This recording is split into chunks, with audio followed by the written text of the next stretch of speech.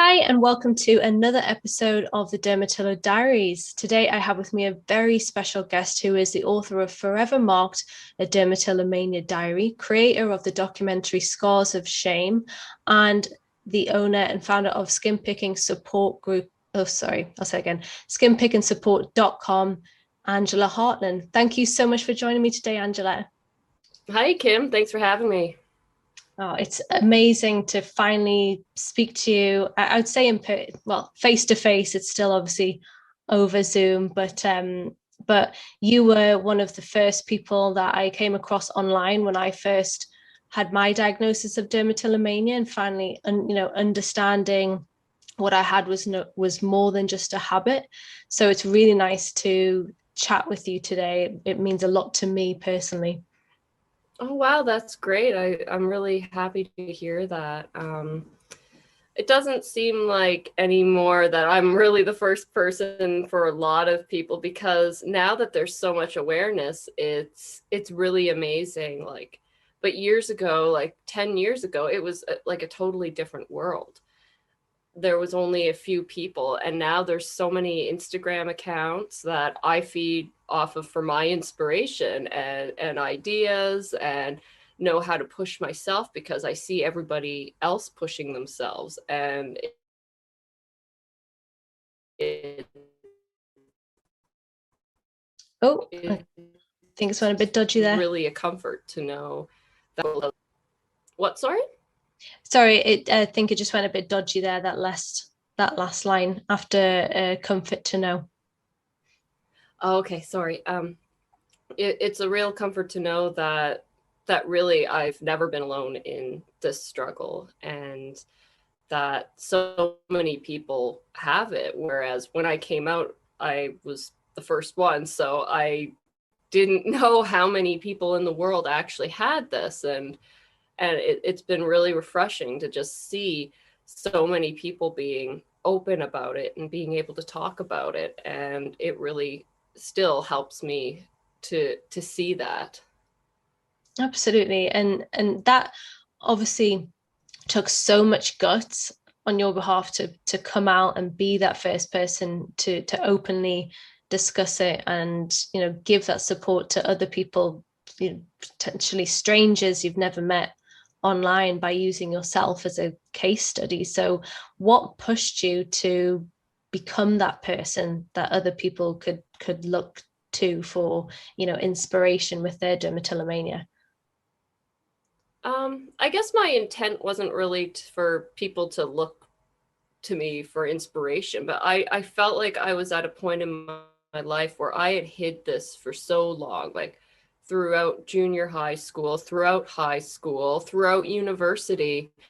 And it really, really took a toll on my mental health. And I had a few breakdowns from the time that I was 17 and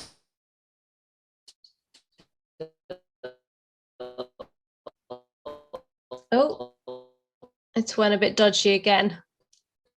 I'd say, I think like 20 or 21. I realized that it was the shame behind my picking that was causing me so much anguish and thoughts of ending my life. And wasn't able to control my skin picking, but I could control the way that I viewed it. And I got to a point too, like I was single. I really hadn't dated for a long time and was starting to get into that again because I really, really wanted to I really wanted to be me, and I didn't want to hide anymore. And I had been alone for so long that I was like, you know what? If anybody knows and anybody judges me, they can judge me flat out, and it wouldn't be wasting my time because they would already know who I am, what I struggle with, and then they could decide if they wanted to meet me or know more about me. And in a way, I kind of used it as a bit of a filter, not just with potential relationships, but with friendships, with who I am, and there's nothing I can do about it except shed a light on it and try to bring people together to find out how many people actually have this and have it as bad as I do, or well, now that I did. Wow, that's really amazing. And that clearly took so much courage to do that. And when you did decide to talk about it, was the response quite what you imagined it or anticipated it to be, or was it quite different? I would say that I only had like a few kind of negative comments, but not really as many as I thought. Um, the biggest gift that I've gotten from coming out about it was that a lot of people then turned to me to tell me their secrets, not related to BFRBs, but with a lot of serious issues. Like someone had told me about a family history of being molested and things like that. And I really saw it as a gift that people were trusting me with their secrets because I came out with my own, and it really put me in a different position in life to learn more about people and to empathize and understand. And I really still truly value that. Absolutely. And you have yourself a skin picking support group, right? Yes. And it's called Skin Picking Support. So, Very easy. as well as yeah, as well as the website skinpickingsupport.com, which needs a little bit of work, but I try to peck away at it when I can. Oh, amazing. You might need to say the last bit straight after the website saying it needs a little bit of work. It just went a little bit robotic after that. And I want to make sure I edit that in. Um, Gosh, I don't even remember what I said, so that just No makes it problem. hard. Because I'm just trying to, I'm hardwired into the internet here, so I'm not sure why. I'm also getting notifications that my internet connection is unstable, but I don't understand that since I am hardwired in, so I don't know how to fix this. No problem. Let's just Um, let's just do what we can. And then if we find like it's too much trouble, then I'm sure we can think of something else. So not a problem at all. We'll just crack on. So yeah, so obviously it's really easy for people to get to your website, and on your website you've got information. Say if somebody wants to be part of this support group that you have, would they just reach out via your website? Actually, the easiest way to get a hold of me is through Facebook. I mean, you can get a hold of me through skinpickingsupport.com, but we hold monthly meetings on Facebook through the group. And already I created it in October of last year, and we already have 1,300 members. That I did not expect.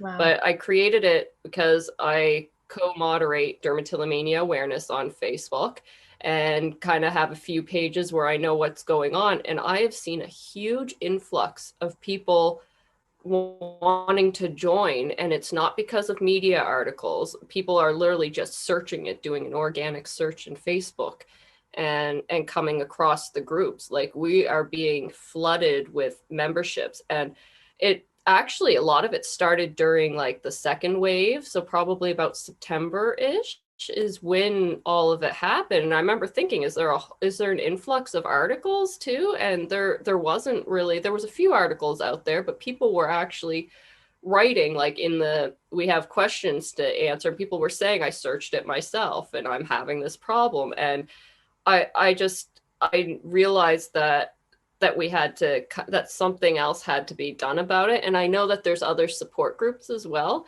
but where I'm at, like, there's really no support groups where the time zone meets up. So I can't attend any, but I also wanted to be able to create something that has monthly topics so that it's not always coming in and just talking about skin picking, how to stop, how to play with fidgets, I wanted to really delve into each kind of subtopic, like relationships for one of them, maybe medication for another one, how to deal with your family members or strangers and friends.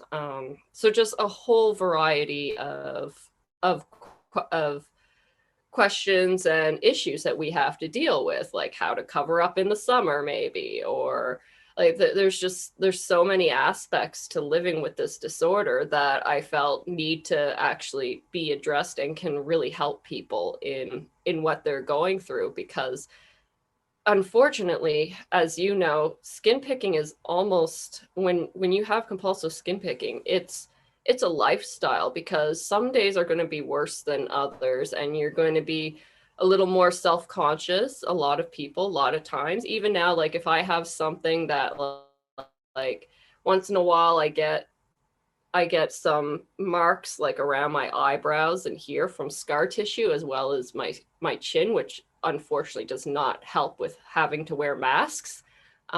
They can flare up, and I'm not as self-conscious, but I would still prefer to not have marks all over my face. It's especially hard though when I have to do things like go to the doctors, because I've been dealing with chronic pain now for 9 years.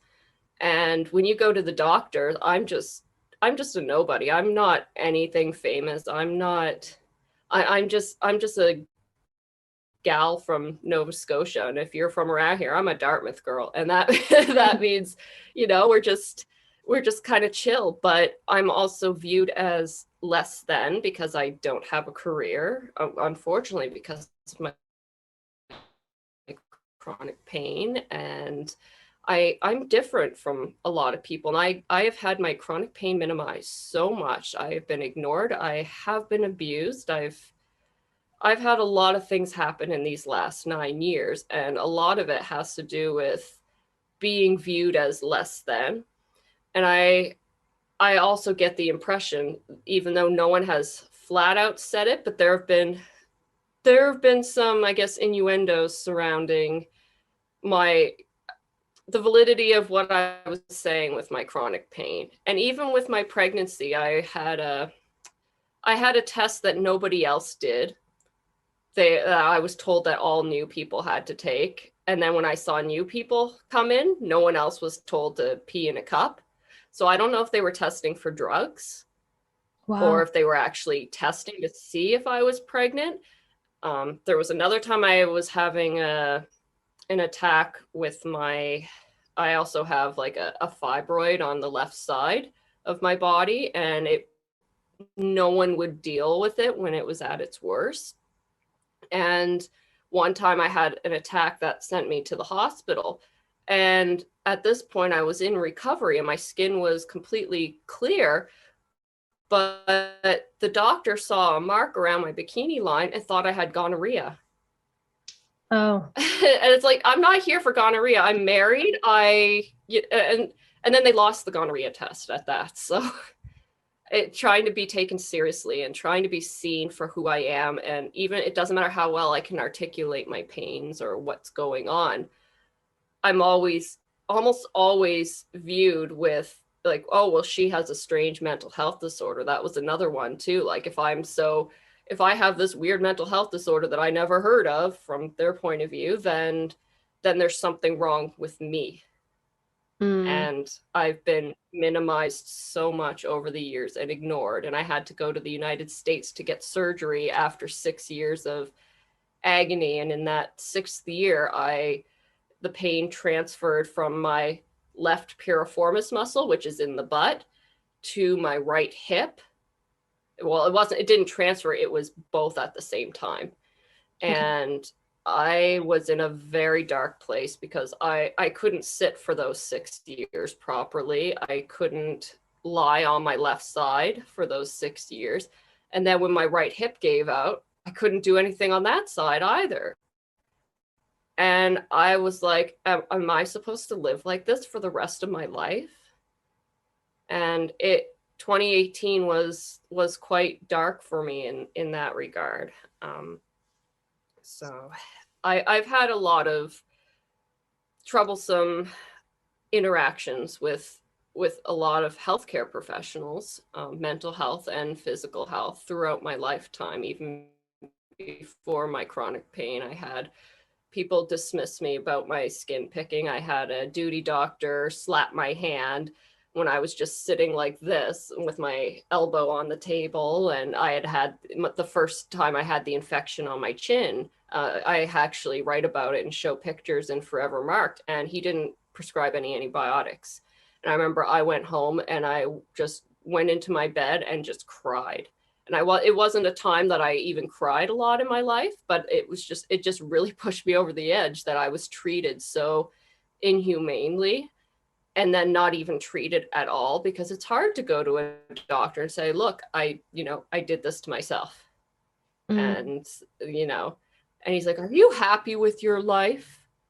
And I was like, I don't even remember exactly how I responded. I was just like, I mean, obviously at that point I was like suicidal and stuff, and I was absolutely miserable just for the mental health component of what was going on, and no understanding. It wasn't in the DSM-5, and it really is, like I said, a lifestyle to try to navigate the world looking the way we do, when especially when it's really flared up, and how other people can perceive you. And it's different when you come from, like I do, like, a lower class background, and don't have a lot of formal education. Like, I had to drop out of university because of my mental health, and I ended up going back to college twice and ended up with a diploma the second time. But it's been a really rough go, and I know a lot of people with dermatillomania can relate to that, especially when it comes to healthcare professionals. And I don't have any stories about law enforcement or anything, because I haven't been around any sort of legal issues or troubles. But I can imagine that it would be the same, because when it comes to ER doctors and police, they deal with frontline transient communities. And if they see people with sores on their face, their first inclination is that you're an addict. And if you're an addict, that comes with such a heavy, heavy burden when it comes to getting treatment for anything, and when it comes to justice in the legal system.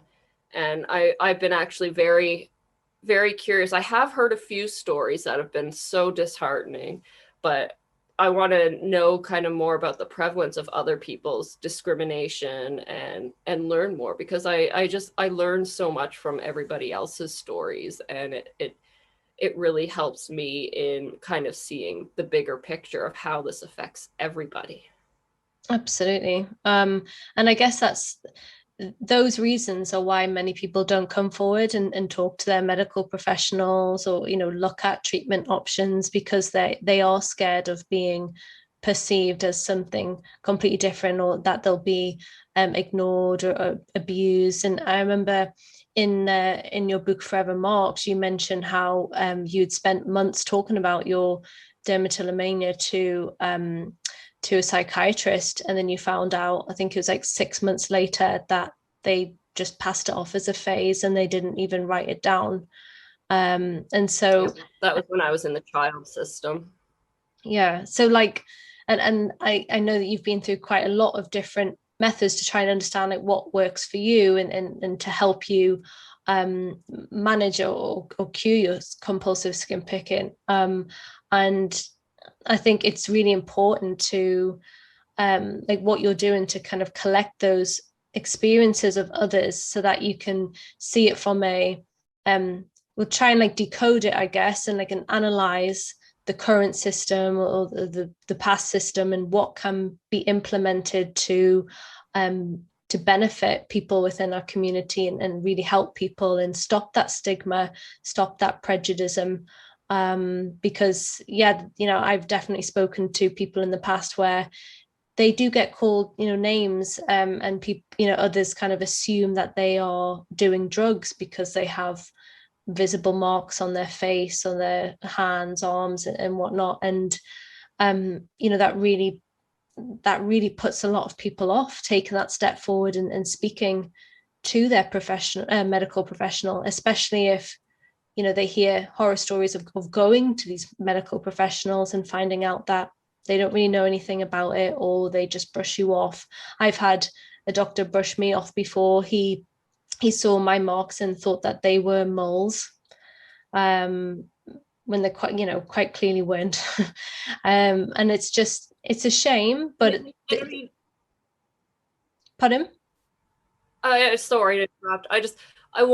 I think it's really important that you're like, when you're saying this, is a lot of people who don't have skin picking or don't have any visible, I guess, flaws or whatever you want to call them, don't understand how hard it is, even for people like us, to leave the house when we're in the worst of our shame, when we've already kept it a secret for so long.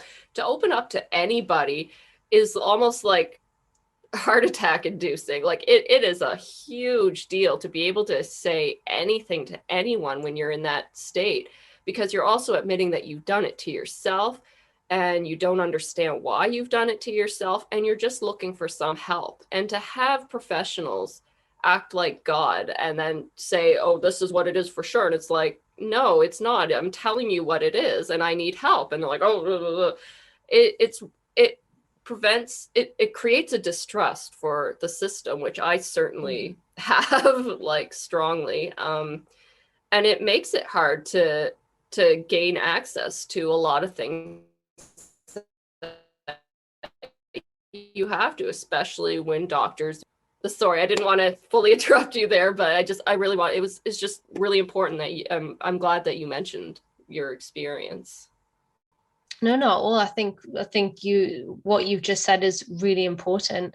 um Something has to be done, and raising the awareness and getting these conversations going, and strengthening that confidence and the trust within this community will hopefully help people, put their foot down, and kind of understand a lot more. It's unfortunate that a lot of people have to take measures into their own hands in terms of learning what they're struggling with. But hopefully over time that confidence will then get them in front of the right people. And if they do experience not a great service, then hopefully that'll still give them the confidence to push forward and try other options out there, or speaking with other medical professionals, who may be a bit more inclined and a bit more, have more experience in this as such. And so I know that you yourself have tried a lot of various methods over the years, and just for you personally, what has helped you in your dermatillomania journey?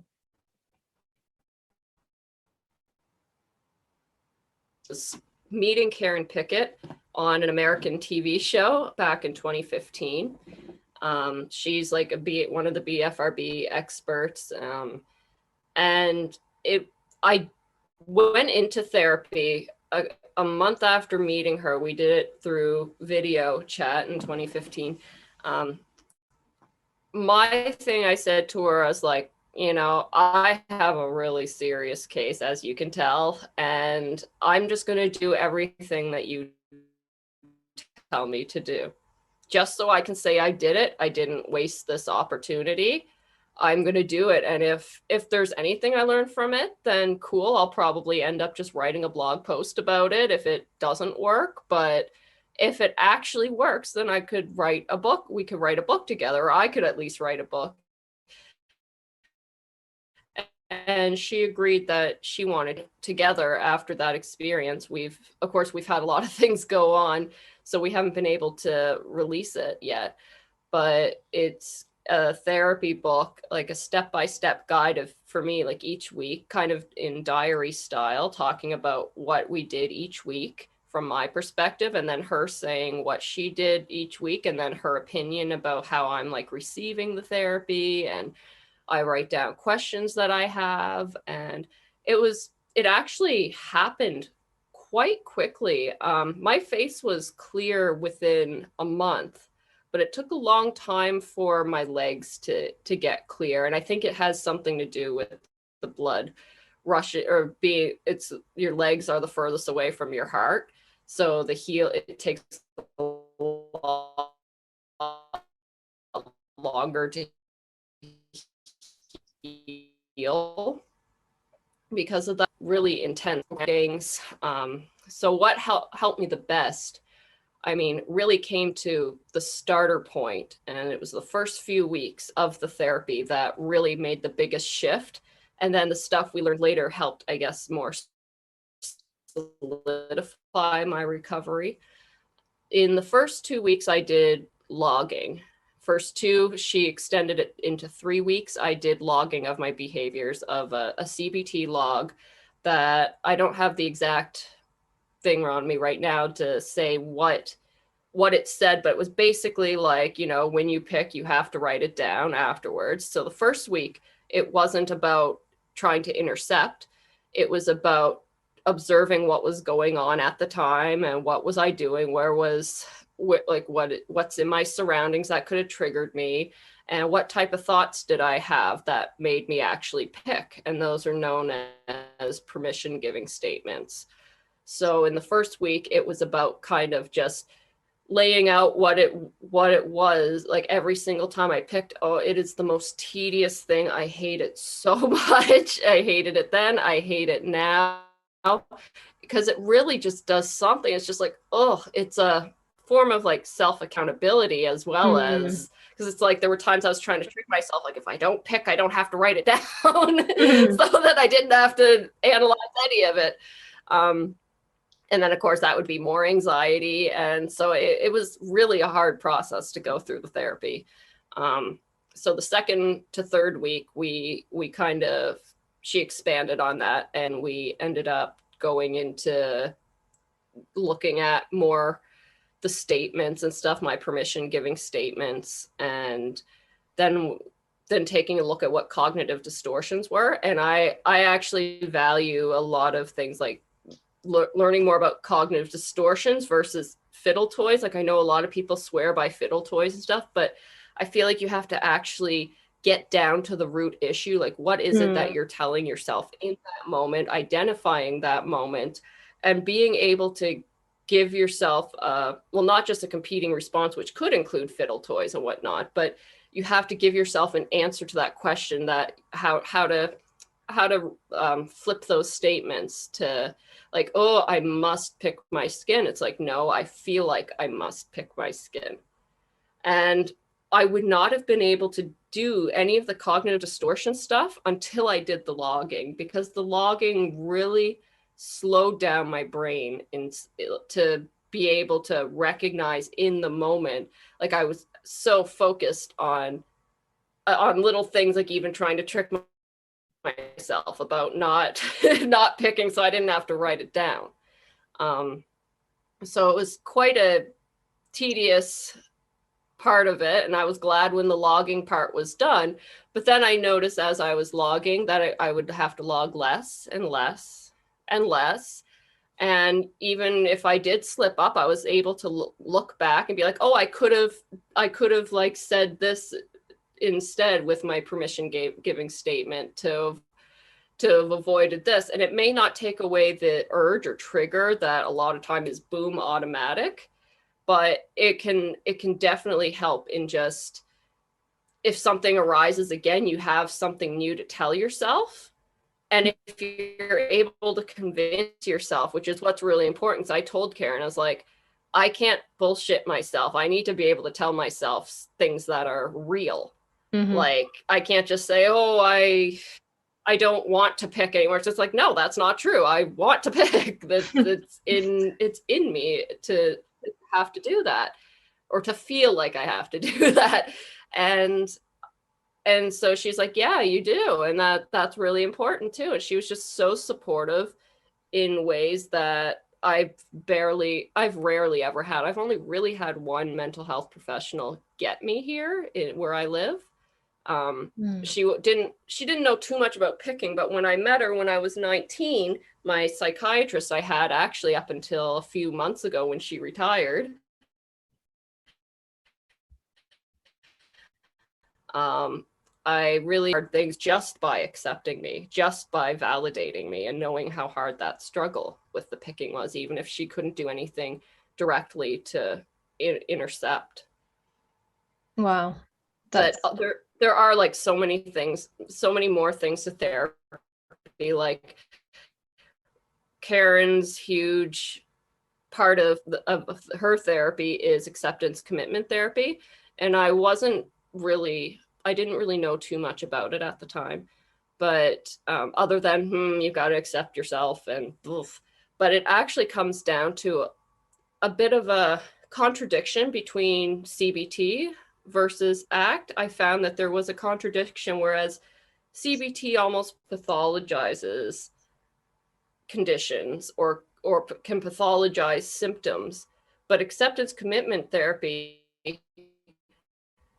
allows you to know and to be okay with the fact that we have uncomfortable feelings as the human experience, and that there's no such thing as a bad feeling. There are feelings that are uncomfortable, there are feelings that are awful to get through, but you can get through anything, and including skin picking urges. And you can do something what a lot of people are calling riding the wave of a BFRB urge, and it's getting through that hard part where you're just trying absolutely anything that you can to not do it. And I remember at my first TLC conference that I went to, I saw Christina Pearson. I went to one of her seminars, and something that stuck with me is she said that when she was going into recovery, that she, during the worst of her urges, it didn't matter where she was, but what she would do was just drop to the floor. If she had an urge, wow. just absolutely drop to the floor. I forget if she said if she like did this, but she dropped to the floor to get through it, to just Wow. That's amazing. No matter because where she was. yeah, wherever she was, she'd just drop wherever she was. I mean, most of the time, if I find a lot of people get the urges more when they're by themselves, and like maybe it's in the bathroom, maybe it's when you're on your computer, and kind of when we're in our own little safe space and we're trying to process the daily events or good events, bad events, just processing in general. Like, Yeah. I mean, for me, skin picking, it wasn't just something I did when I was upset or sad, or it was something that I did like up to 8 hours a night when I was like really suicidal and whatnot. But once I came out with picking, I ended up by then doing it like maybe up to 2 hours a night. Okay. So it went from like sometimes as little as half an hour to 2 hours before I went into therapy with Karen. My legs were still full of marks and everything, and my legs have been clear ever since. And I still do get urges. I still struggle. I still have to go through the cognitive distortions. And sometimes it's really exhausting. But there's also times like when that are more stable in my life where I don't have urges hardly at all. Or if I do, I can be like I can see a pimple or something and be like, oh, well, that's raised. Okay. And then just walk away. And it's like, I could not do that before. I did not know how to walk away from anything. And I'd gotten to a point where I stopped trying because my mantra was, there's so many more. And I just keep getting triggered all the time. Okay, if I hold back on this urge, I'm just going to get triggered later, and I'm going to get triggered from this spot and that spot. And it was just too much to even try to begin to tackle. So having that professional help for sure is what changed the course of my skin picking. But I do believe that I'm going to have it for the rest of my life to some degree, and there's going to be things that already have happened since then, and there's going to be things that happen since then where I'm going to be more depressed or something, like if there's a death in my family of someone important, like everyone loses their parents eventually and things like that. And I need to be more mindful that those situations are what's going to make my urges come out, even if I don't realize it's just all of a sudden, boom, as if it never went away.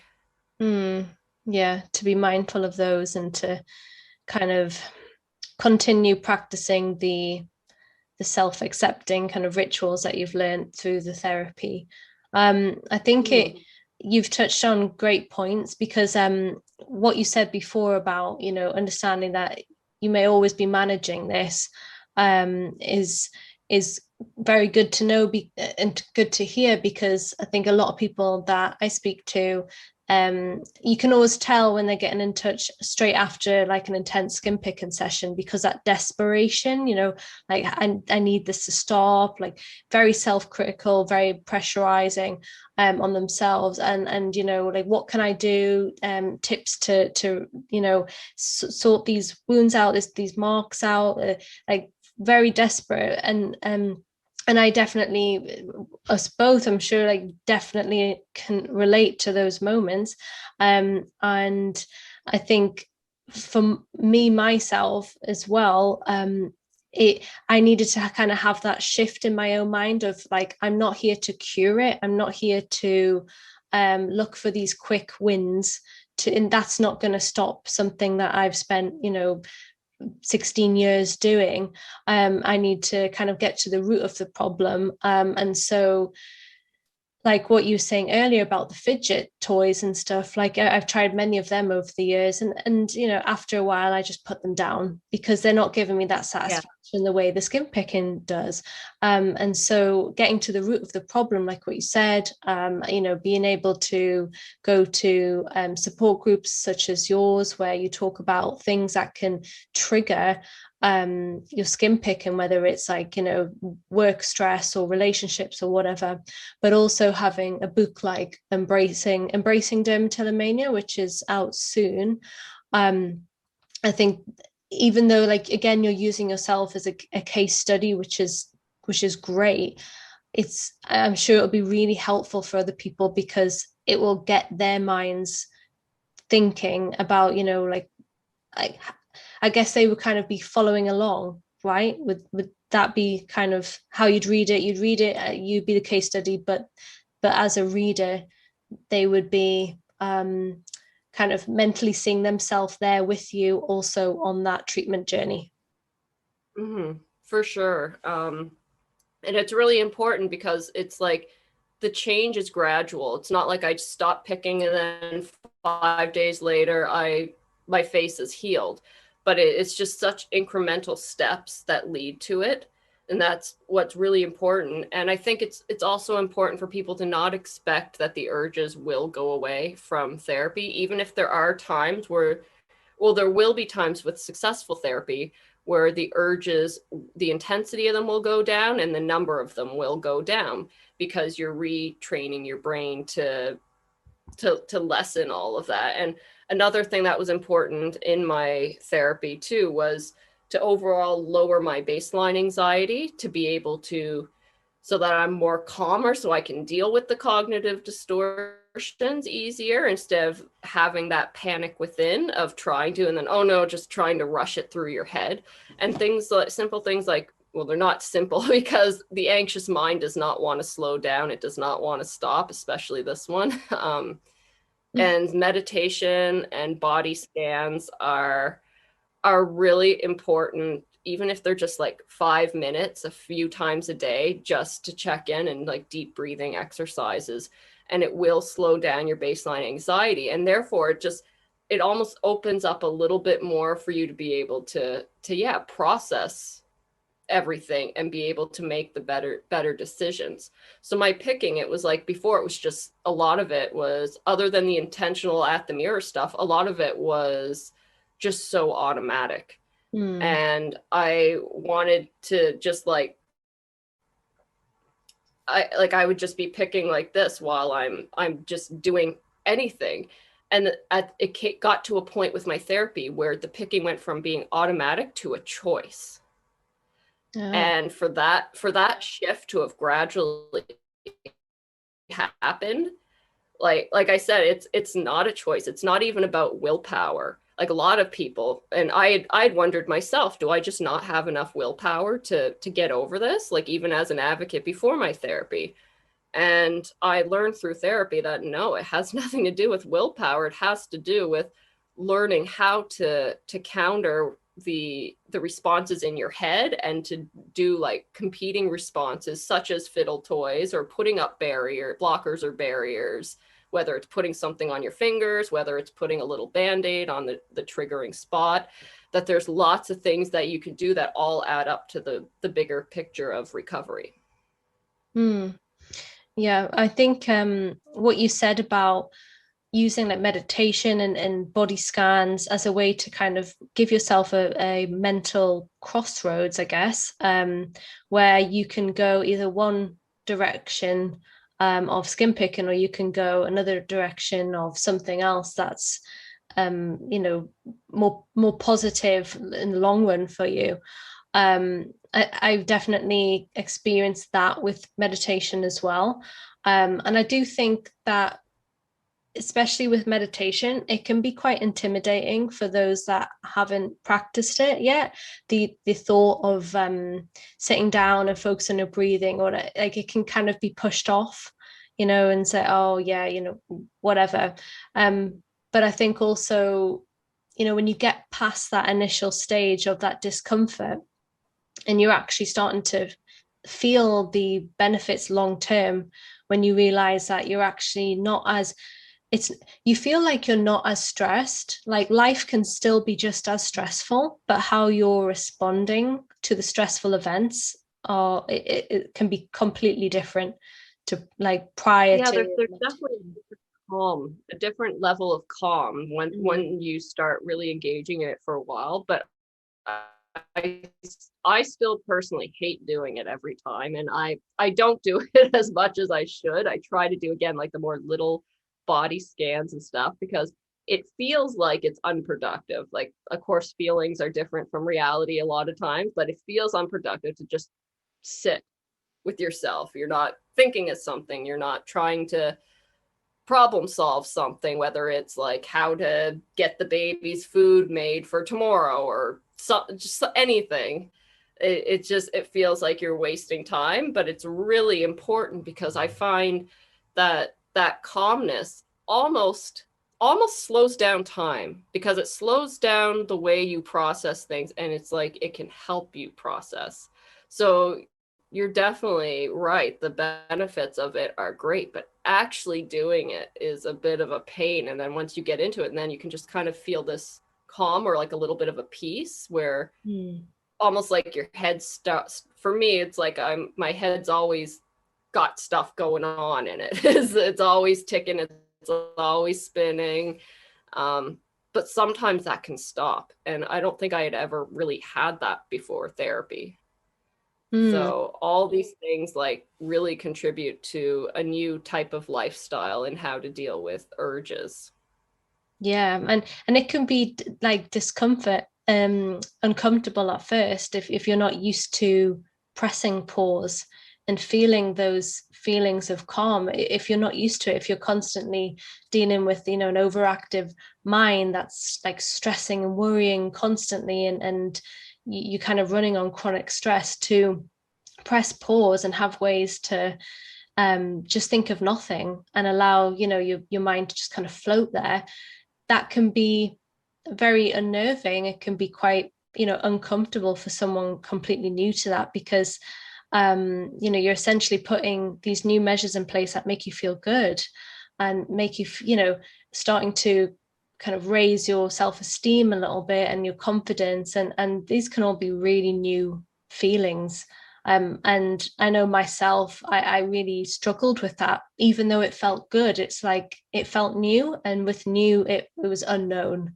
And Yes. so my mind was kind of, it was a real push and pull. Every time I was kind of making a bit of progress in that way, it was like, oh, no, no, no, no, no, like the urge would like, come quite high and try and pull me back. And, it's just always trying to stay consistent with that, like, steadily just doing the things that work for you to, over time, get you used to that new feeling, and allowing yourself to feel good and calm and not as stressed. Yeah, I think it was particularly hard for me, because I feel like my brain's been going like the way it does since I was a kid, really for as long as I can remember. And since my picking started when I was little, like I have memories in grade 1, grade 2. It wasn't compulsive, but I had still like a bit of a fascination with scabs. And I have like just little memories like that, but then it got bad right before a traumatic event in grade 5 was when I started hiding my chest and my upper back. And of course my face was also picked at. And I thought it was early acne. But and I knew I picked at it, but in what world is there like a skin picking disorder? And at that time, this is the 90s, and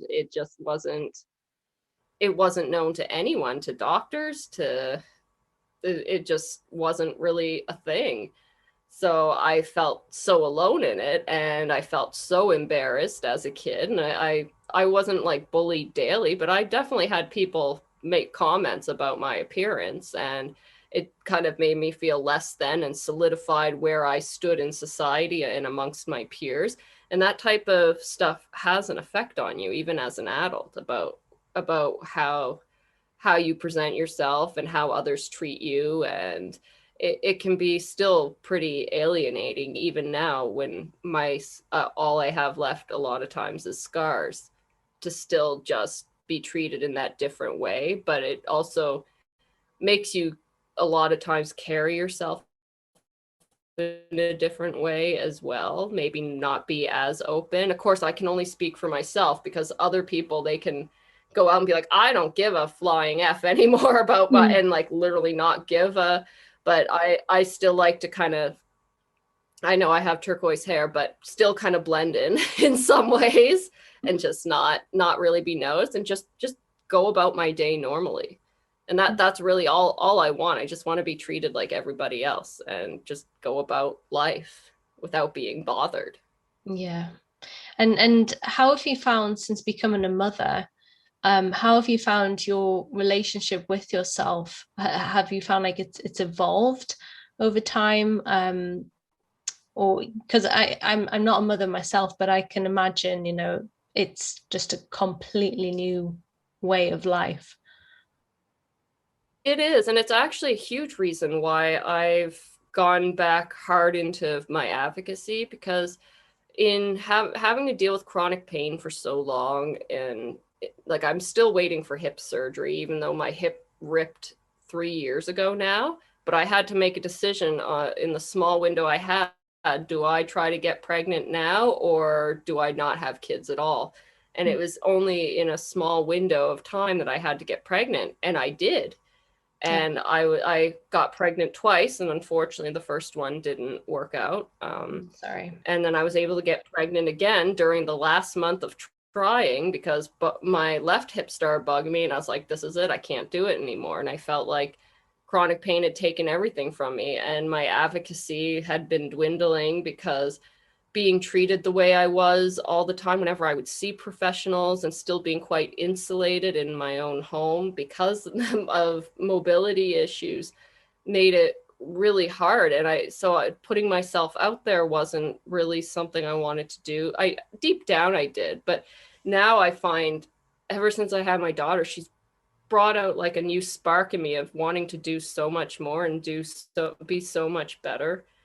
And like, I gave birth 5 weeks before the first lockdown. Wow. So there's so much in play. I had hyperemesis gravidarum, where I was sick my entire pregnancy, and Oh, was even sick for 3 weeks afterwards. So I went from January of that year being super sick, to February giving birth, to March being locked down, to April finding out my mom had breast cancer oh, during lockdown. And so 2020 was just a mess. Luckily, she's okay. She's had 2 surgeries and radiation, and it hasn't come back.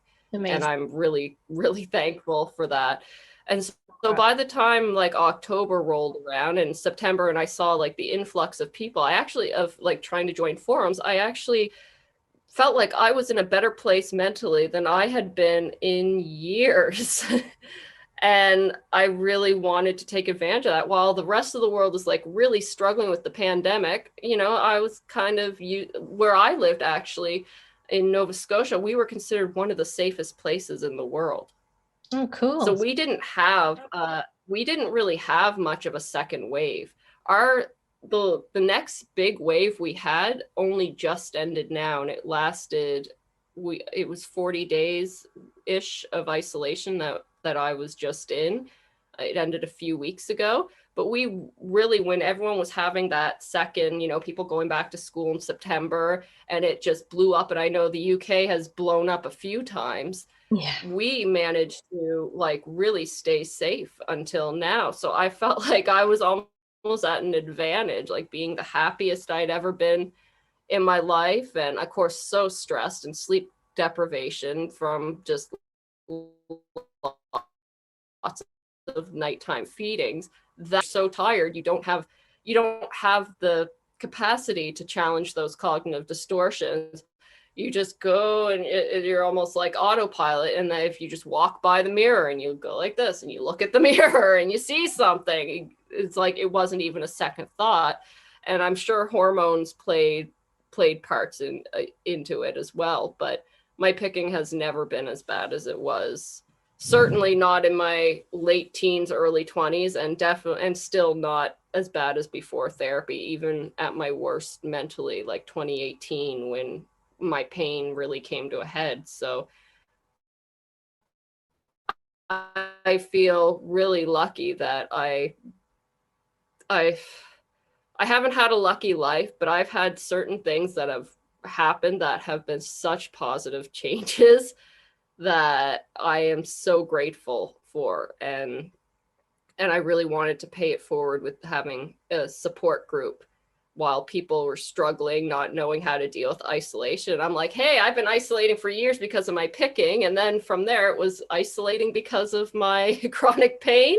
And then, hey, I couldn't go outside when I couldn't go into cars when I was sick with HG while pregnant. And then I was slowly because I had planned on doing pool exercises for physio while pregnant, because my hip pain actually went away during pregnancy due to the hormone, but I was just so sick I couldn't do anything. So, and exercise is also a huge component to recovery, which unfortunately I've always kind of failed at because I've been in chronic pain for so long and incapable of doing a lot of things. But it's about also expending that nervous energy in you, and being physically involved is really important, because we now live in a society where we're in front of our screens and our brains are working more than our bodies. Our bodies are quite stationary. So to be able to get out and do something, and not just like do it under the sun, do it just being connected to nature is really important, being connected to the earth in that sense. And just getting your body moving, if it's just a short walk, if it's just, even I try now just to sit on my deck. Even like my husband has to take my daughter for walks because I have a hard time getting out of our driveway because it needs to be redone, the pavement. But it's really important to just have that connection with nature and not be stuck inside and in your head. And so I really wanted, with skin picking support, to be able to pass on a lot of tips I've learned from therapy as well, and talk about those in-depth struggles that we have, that a lot of people don't even think that we would have, but we do, because like whether it be self-conscious or like relationships, or how to manage picking in school, and so many different topics that are really important to. And like a lot of people have dealt with trauma. Not everybody has dealt with trauma. That has like been the onset of their picking, but I have a lot of trauma which has kind of was revamped my picking almost a year to the date of my recovery. I had something happen to me in 2016 by a doctor that was very, very invasive. And it made me start picking again.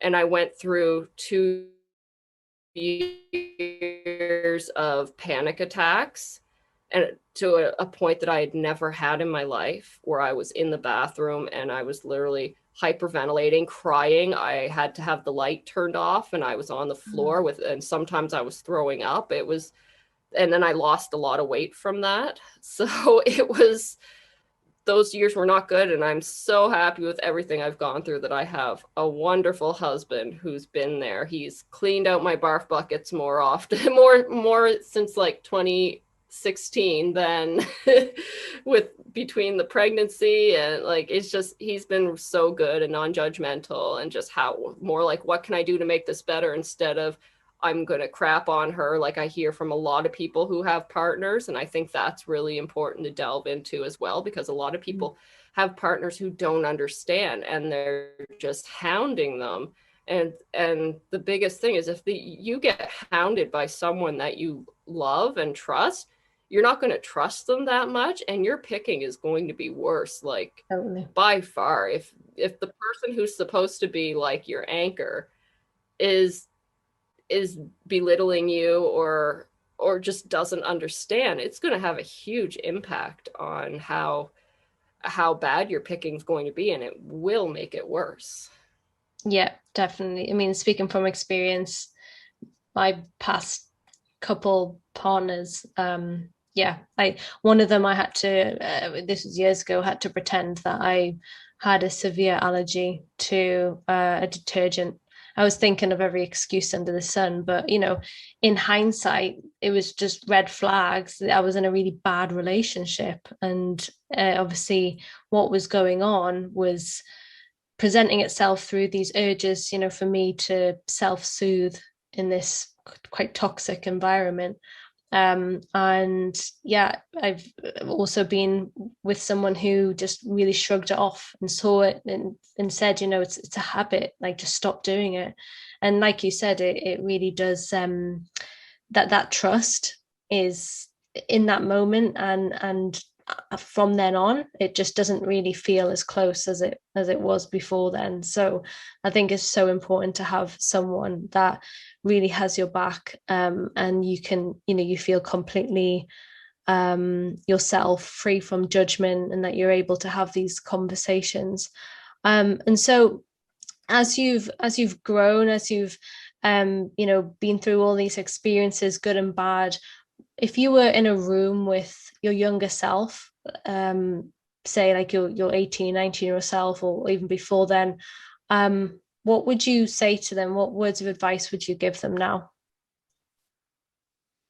Well, for sure by 18 was when I tried to end my life. And I would say that that Angie, you're not alone. There's other people who have this, who struggle with this, who have the same types of feelings you have, who feel alone, who feel unloved, who feel defective, who feel like a freak, who feel all these different horrible things, and they're not true. You're just a human who's going through a particular type of suffering, and that life can get better, and that life is hard, and there's going to be things that test it, and there's going to be things that dermatillomania will always kind of affect or spill into, but it doesn't have to define the way you live. It doesn't have to define your relationships. It doesn't. You can be, there are people who you can surround yourself with, who even if they don't understand, they know that obviously you wouldn't be doing this if it's like, no one wants to make marks on their body like that, like actual pick marks. Like it's not like a deliberate self-harming act. And and we're so frantic in trying to cover it up, that for people to think that it's something we can just stop is just ridiculous. And it's compulsive skin picking. The word compulsive in itself is like details what it means, and how we can't stop for some reason, for whatever reason that is. It becomes something, and it can happen at a young age. It can happen after a trauma. It can happen after just maybe a triggering event that just all of a sudden like activates something in you that causes you to start. And I think it's just really important for people to know that there's now especially so many different resources. There's TLC, there's the Canadian BFRB support network, there's Picking Me Foundation, there's various support groups that have been popping up online as well, especially during the pandemic, now that everything's transferred to being online. And really, there are people who understand, and finding that connection, finding that second family is so important, because we know the struggles. We can talk to each other without having to explain things in a certain way that other people you would have to go into more detail, but we just know.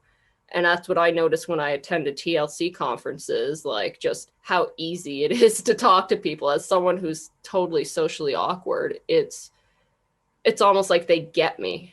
They get the everything that's been in my head, the get it without even having to say anything. You can just kind of look at someone and you just know. And it's really comforting to know that, and to know that you're not alone in that. Yeah, definitely, to feel seen and heard and understood, because this is a very well, the majority, all of the bodily focus repetitive behaviors are very lonely.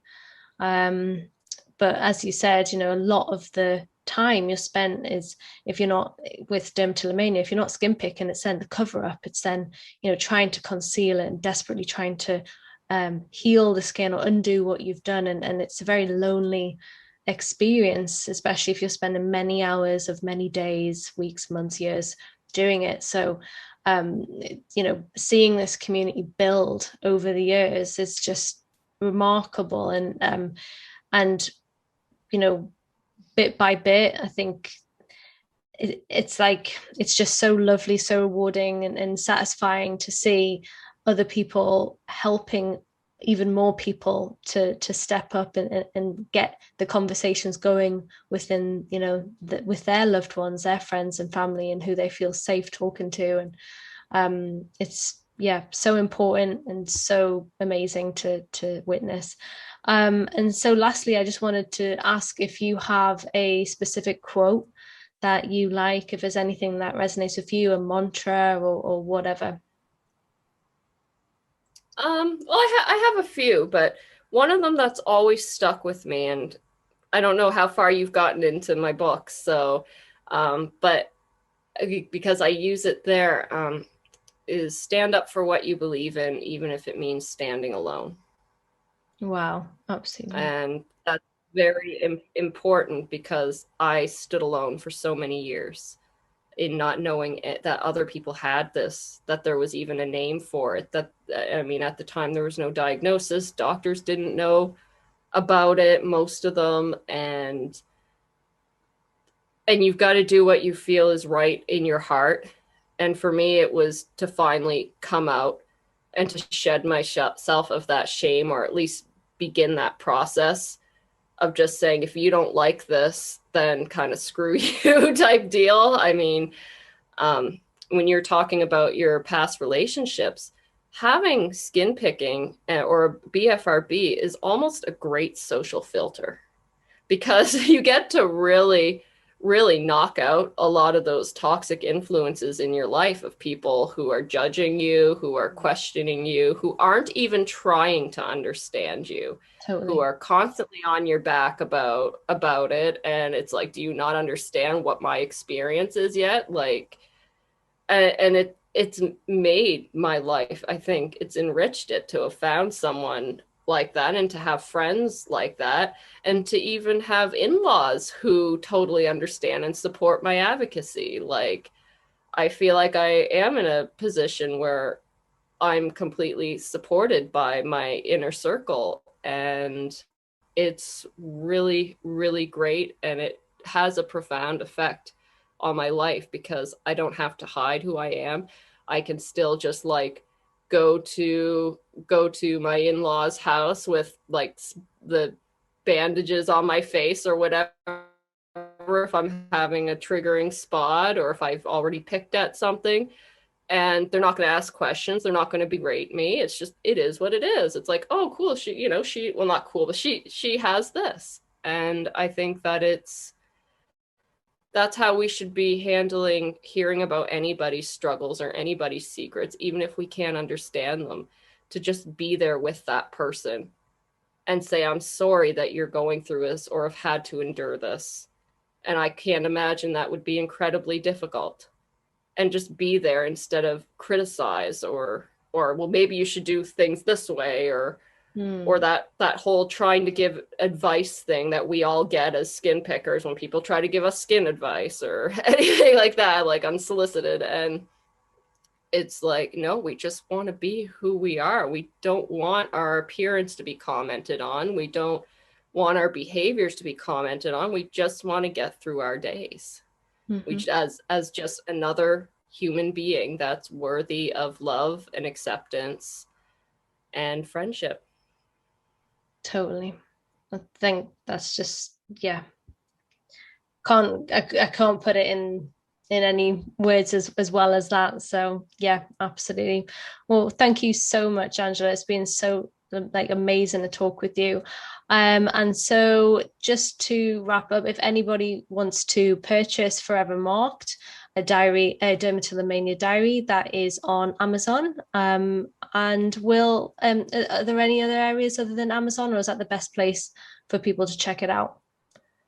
Amazon's a good place. It's also available on Kindle as well. And same with Scars of Shame. That's on Amazon as well and through eBay currently. So I have a lot of plans in the future now. Again, having my daughter has just like sparked so many different things, and seeing other people do things online, including yourself, like the things you've been doing are quite just like out there. And I'm like, boom, I'm not going to be out there like a Kim in her way. I'm going to do Angie my way. And everyone has their own little way of doing things, but it also challenges you to kind of push yourself to do other things, to do more things, to, because we're constantly evolving, and we evolve based on who we surround ourselves with. And Yep. that includes the media that we intake, which for sure includes the social media that we have. And it's really important to follow pages like that have to do with skin picking or BFRBs, because when your news feed is inundated with people who have imperfect skin, it does have that effect on you of normalizing Yeah, normal skin. And totally. it's very important. And I'm so happy to have been able to speak with you. And you're doing such great things, Kim. And I hope that you're able to evolve as well and learn more the more you speak to people about stories and get involved in the community. And it does wonderful things. And I can see you going really far with this. Thank you so much. That's really, really kind. And so if anybody wants to reach out to you over on Instagram, what's your social handles? Just so if anybody does want to reach out to you on social media after this. Angela Hartlin, and I also have one on Instagram for the Skin Picking Support Facebook group, which is called Skin Picking Support. So you can find me in either handles. Perfect. Well, once again, thank you so much, Angie. It's been so lovely to talk to you, and I wish you all the very, very best. I'm sure we'll chat again very soon. For sure. Thank Thank you. you. Bye.